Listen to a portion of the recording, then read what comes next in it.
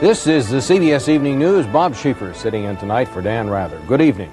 Well, a government report out today concludes that well over 1/3 of the American people are living in areas of serious air pollution. And for the first time, U.S. officials gave an accounting of just how much toxic material is being released into the air.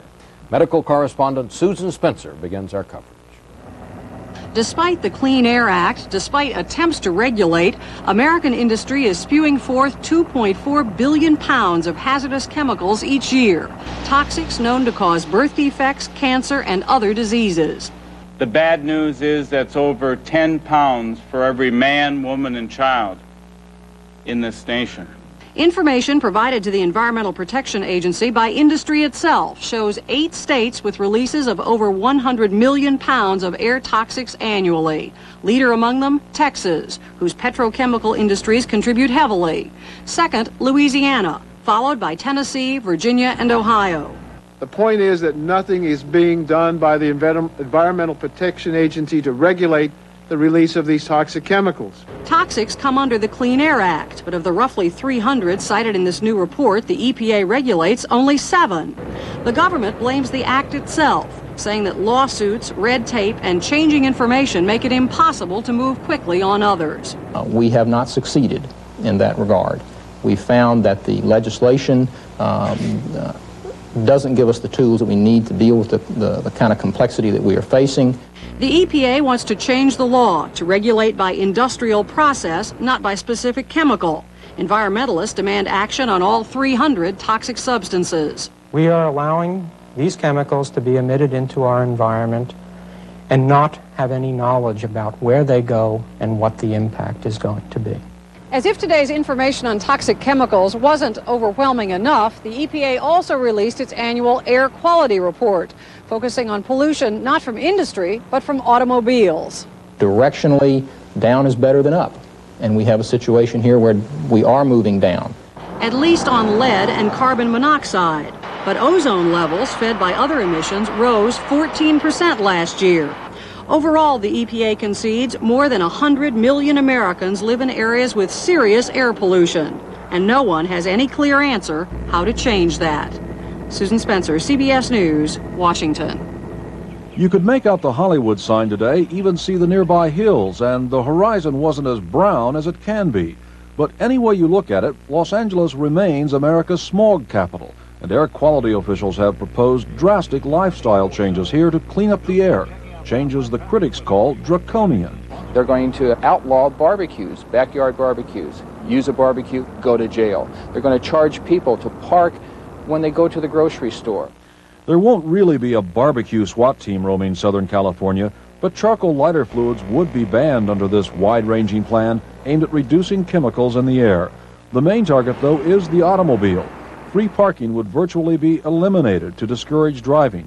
By the year 2007, all cars in the 4-county greater Los Angeles area would have to be electric-powered or use other clean fuels. There would even be a ban on new drive-through windows for restaurants, banks, and other stores. Officials concede it won't be easy. Southern Californians in particular think that driving alone in their automobile is right up there next to life, liberty, and pursuit of happiness. The plan, which affects some 12 million people, would ban gas-powered mowers and leaf blowers, ban aerosol deodorant sprays because they help create smog. Carpooling and van pools would be encouraged even more. Businesses asked to rearrange working hours, move jobs closer to where the workers live.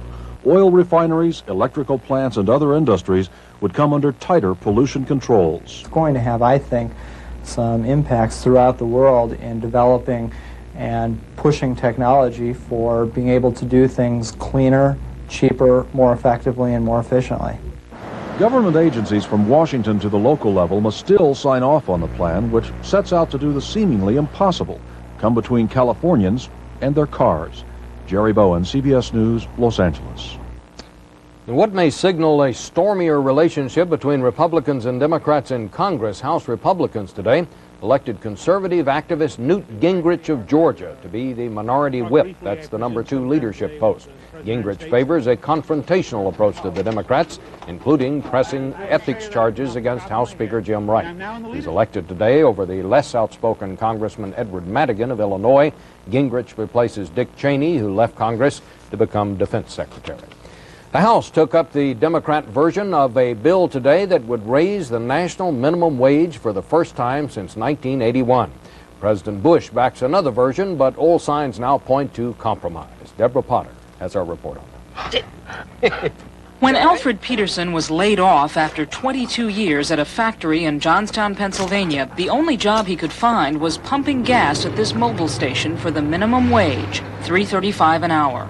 My pride, well, it's really hurt because I can't do the things for my family that I wanted to. The Petersons are not alone. Gary Gaunt also made the minimum wage blacktopping roads and had to depend on donated food to make ends meet. There is nobody can make it on $3.35 and raise a family. I've tried it. You can't do it.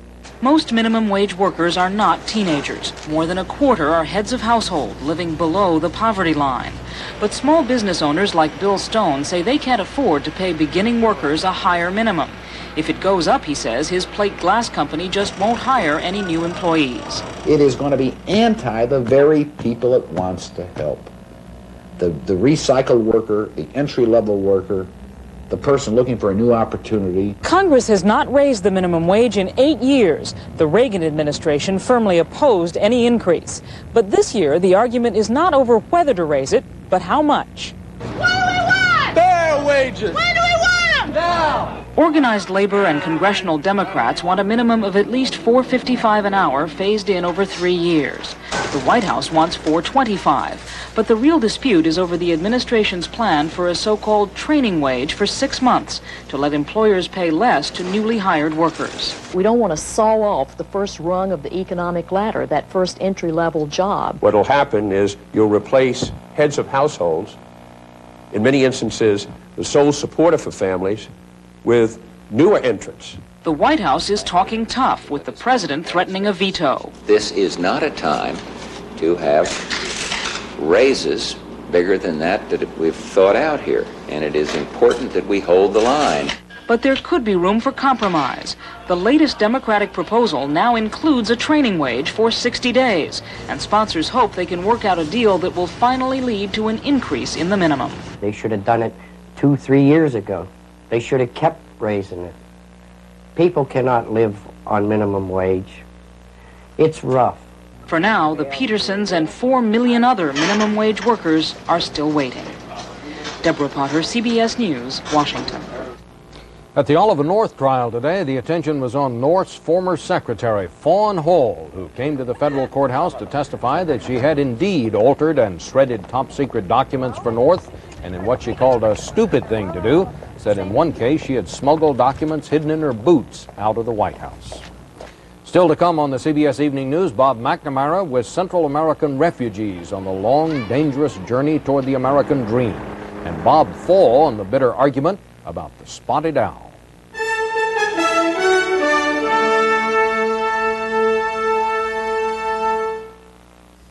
What's the one double-strength antacid doctors recommend most? Double-strength Mylanta 2. And what's the one double-strength antacid pharmacists recommend most? Double-strength Mylanta 2. After all, it gives you nearly double the acid-neutralizing power of any leading regular-strength brand. So for fast, effective relief, double-strength Mylanta 2. That's the one. And by the way, what's the one double-strength antacid hospitals use most?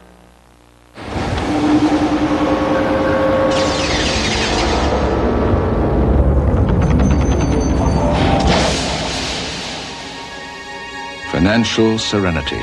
It takes confidence. Control. Travelers has been delivering on this promise of financial peace of mind for 125 years.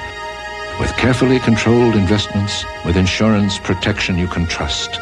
The Travelers, you're better off under the umbrella. Ordinary windows versus windowscaping. Windows. Windowscaping. Windows. Windowscaping. See the windowscaping experts only at the Pella Window Store. See the farmers of Puerto Rico, colors, colors everywhere. Puerto Rico, the shining star. Congress heard a battery of new charges today about Pentagon contract fraud and overcharges, all of it involving a transport plane that's been a subject of controversy for years. David Martin reports. The $121 million C-5 transport plane is probably the most publicized case of cost overruns in Pentagon history. Today, a congressional committee added another chapter to the story. This order involves a clear conflict of interest, the revolving door, apparent fraud.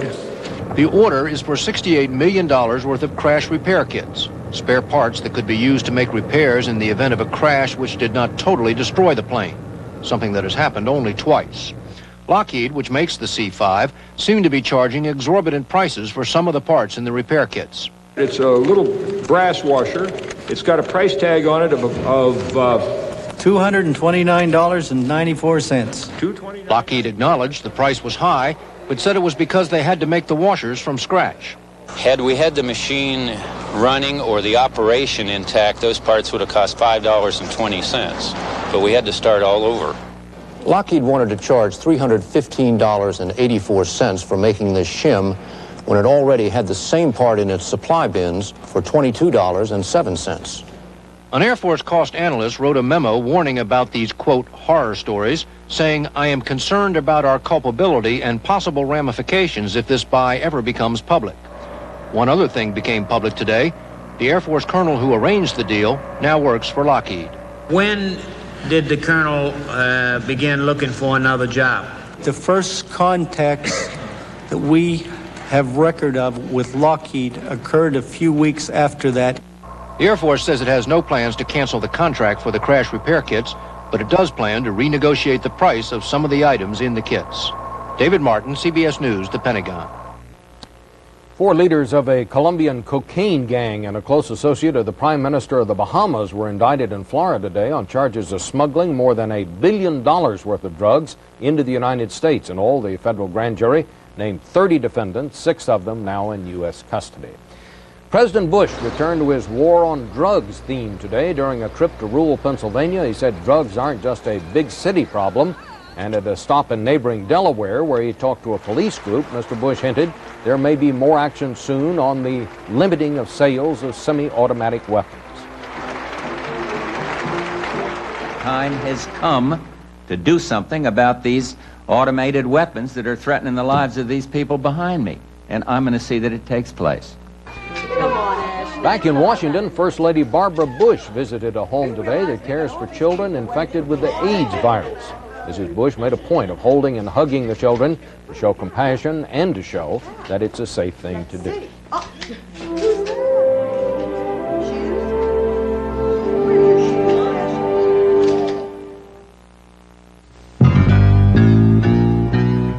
This is Bob.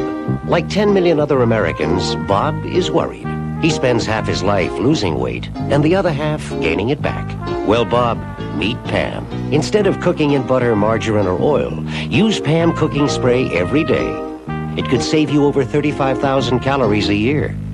That should take a great weight off your shoulders and everywhere else.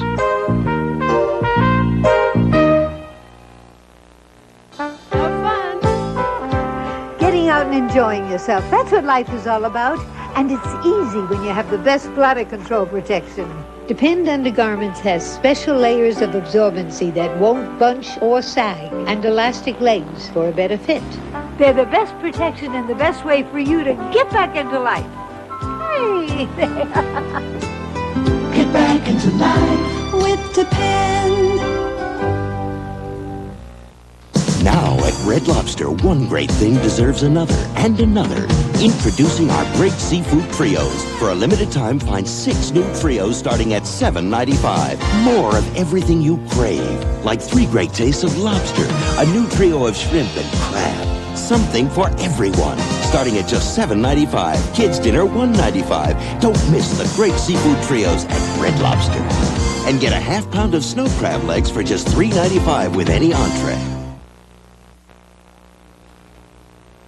Shocker today in the world of professional football. Pete Rozelle, commissioner of the National Football League since 1959, announced with no advance warning that he's retiring, effective immediately. He said he'll stay on the job until a successor is found. Rozelle said he just wants to enjoy more stress-free time with his family. The Cincinnati Reds lost to the St. Louis Cardinals in exhibition baseball today, but getting a lot more attention than the game was Pete Rose, the embattled manager of the Reds, who could be facing the biggest loss of his career. Peter Van Zandt now with that. No comment. Baseball legend Pete Rose isn't talking about a published report in this week's Sports Illustrated, which claims that he placed bets on baseball games, a violation that, if proven, could result in a lifetime suspension. See, I don't know what's going on. I don't even read the paper. I even turned my car phone off now. You know, the radio in my car. I don't even know what's going on, what's being said. What's being said is that Rose used the owner of this restaurant near Cincinnati, a man named Ron Peters, to place bets on baseball games. Alan Stateman is Peters' attorney. I just want to stress that that Ron Peters plans on cooperating fully with the major league authorities. If Rose did bet on a baseball game, he's gambled with his baseball career and legacy. If he wagered on any baseball team, he could face a year suspension. But if he bet on his own team, the Cincinnati Reds, he could be banished from baseball for life. You know, betting on one's own team or against one's own team, that would be horrendous. Yeah, I mean, it could cost him his entire career, his reputation, you know, everything. But, you know, people are saying, you know, that could cost him a spot in the Hall of Fame. Rose has never denied that he enjoys gambling, but he claims his wagering has always focused on horse and dog racing. They're going to tell me that this man's betting on baseball? They're crazy. They are crazy. Pete Rose was one of the greatest baseball players of all time. In 1985, Rose broke the all-time career base hit record set by the legendary Ty Cobb. Today, there is another published report which says that Rose's gambling debts were so high, he was forced to sell a piece of his own history. That you sold the bat and the ball which was used to break Ty Cobb's record. Is that true? No comment. It's almost gut-wrenching time for me. I feel a pit in my stomach because of all of this, and I feel for Pete Rose. The baseball commissioner is expected to announce Rose's punishment this week, a decision which could force the man called Mr. Baseball out of baseball. Peter Van Sant, CBS News, Plant City, Florida. A federal judge in New York declared another mistrial today in the stock manipulation trial of GAF Corporation. After the jury reported it was deadlocked, it was the second mistrial in the case in which GAF and a company vice president are accused of manipulating the price of Union Carbide stock. The government case is based on information provided by inside trader Ivan Boesky. Prosecutors say they intend to try the case again. Space Shuttle Atlantis was rolled out of the launch pad today. Blastoff now set for April 28th. Atlantis is scheduled to launch a $500 million robot probe of the planet Venus.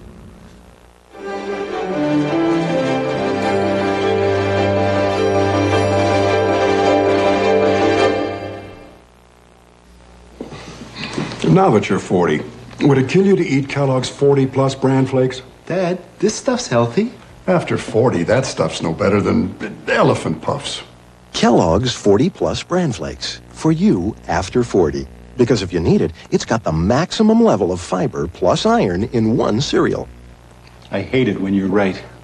I've waited 40 years to hear that. Kellogg's 40-plus bran flakes. After 40, everything else is just kid stuff. We compared the Subaru Justy ECVT from 0 to 60 against 3 popular automatics. Against the Hyundai Excel, we blew their doors off. Against the Toyota Tercel, we blew their doors off. And against the Porsche 928S, well, they blew our doors off. But with a price of only $77.91, we can afford to get our doors fixed. Test drive it. Get $500 back on a Subaru Justy or 4.9 financing through May 2nd. Are you okay, Dad? Sure, doctor said it's heartburn. Heartburn and high blood pressure. He wants him to cut out salt. Well, you better do it. He will. Don't worry. If you're one of millions of heartburn sufferers and also have to cut out salt, cut it out of your antacid, too. Riopan Plus 2 is sodium-free, and it starts neutralizing stomach acid in 10 seconds. Dessert? Well, you're sure feeling better, Dad. For heartburn and indigestion, Riopan Plus 2, sodium-free, and it works fast. The United States and the Palestine Liberation Organization met today for the first time since President Bush took office. The talks in Tunis apparently made little headway. U.S. Ambassador to Tunisia, Robert Pelletreau, suggested ways to ease tension in the occupied territories. The chief PLO negotiator said what's causing the tension is the Israeli occupation. One of the thorniest problems facing the Bush administration is the steady stream of undocumented immigrants from Central America. Many of them enter the United States through Mexico. U.S. officials want the Mexican government to stem the flow, but in the meantime, thousands of illegal aliens are crossing the border into Texas. Bob McNamara has their story. 5, 8, 6, 7, 9. The scene is played out almost every night now. A smuggler's van packed with illegal aliens ready to leave a dingy Brownsville motel, destination Houston. But this night, the catch was the van driver was an undercover Border Patrol agent tipping off an alien roundup. Supposed to be some here in number 2. In room after room, border agents discover men, women, and children, more than 70 in all. Some of the women weak. And again, they are mostly Salvadorans and Nicaraguans. This is just one of many hotels that we know in the area that are like this right now. Yeah. So this doesn't surprise you at all? No, not at all. Also among the refugees, agents are sure they found one of their most wanted men, the smuggler, the man the aliens each paid dearly to get them here. I'm pretty sure by the time we get through with the investigation, they paid him over $1,500 or whatever from El Salvador to here. But despite their numbers, this is but a drop in the flood of Central Americans still crossing the border. People who, like countless others, began treacherous journeys here almost 2,000 miles south, crossing the Suchiate River on the Guatemala-Mexican border. Wading or floating across, there is little to stop them. The border fence, like an open gate. The border police, seldom seen. And though refugees say they know the U.S. doesn't want them, even warnings from former illegal aliens are ignored. They don't want to listen. They don't want to hear that they can't get in. They will try to any way to get to the United States. Crowding into rickety Mexican buses at Tapachula for a 36-hour trip north were 2 frightened Salvadoran refugees and a Guatemalan woman. While at Tapachula's airport, officials say Central American refugees disguised as tourists use the airport every day.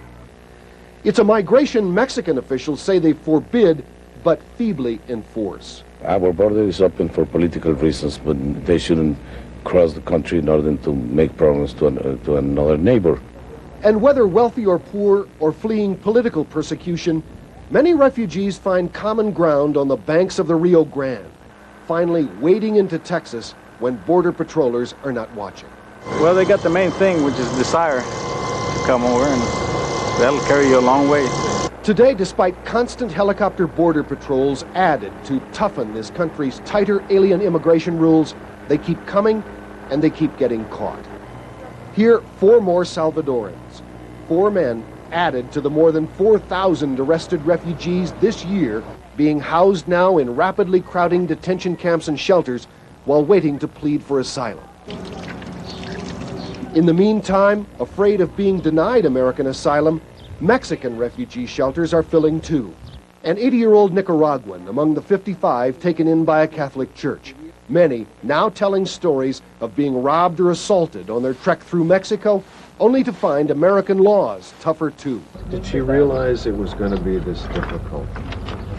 No. Still, they keep coming north. Salvadorans Julio and Danielle, though robbed by Mexican police, would not turn back. While along a road, 2 Guatemalan families rested, still confident of not denying their children the American dream. Bob McNamara, CBS News, Tapachula, Mexico.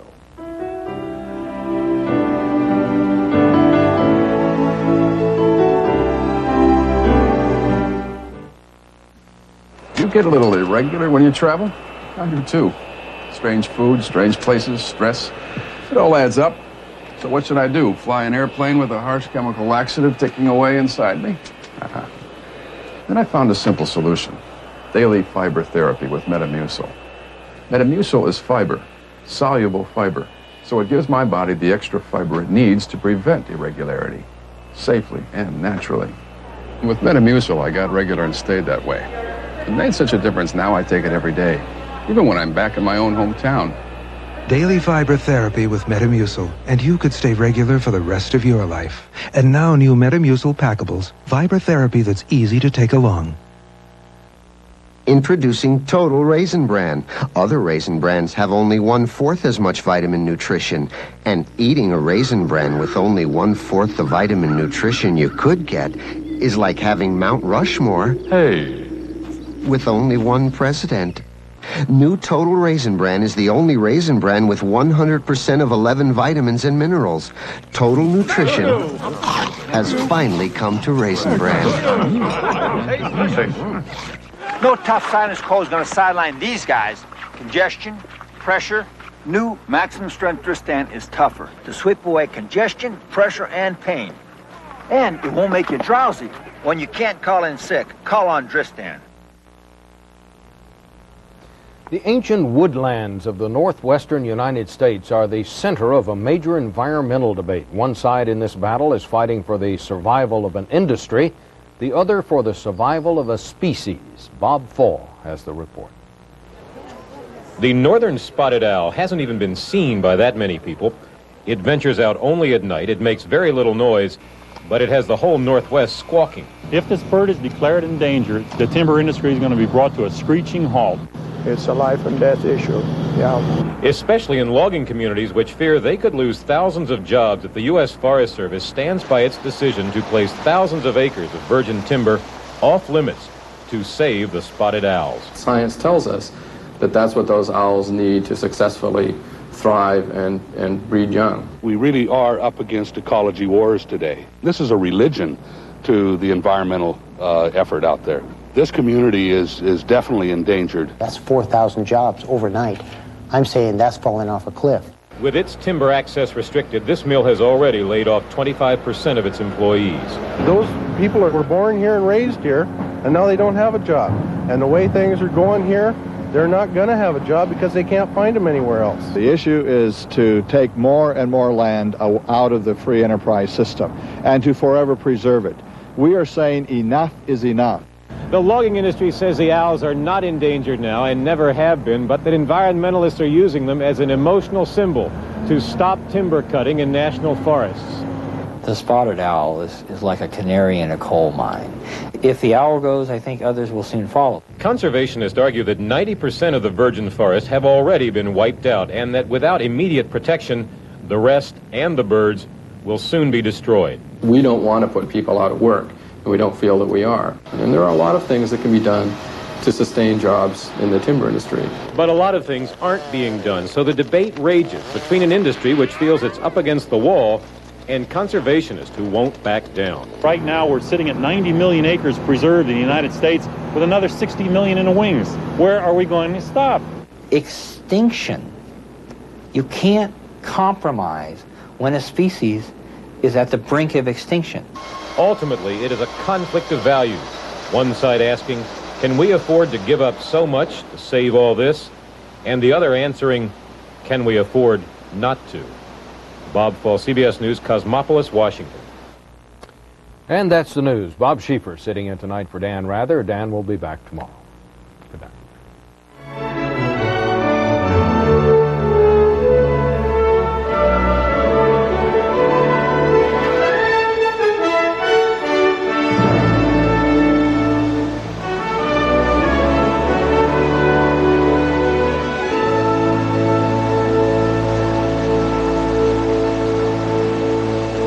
This is CBS. Coming up on Eyewitness News tonight, he says he is innocent, but he's been in jail for 4 years. We'll have a report. There's a push to make the minimum wage a little more than minimum. We'll tell you about it. And Metro Police have a new weapon against drunken boaters. Those stories and more coming up next on Eyewitness News.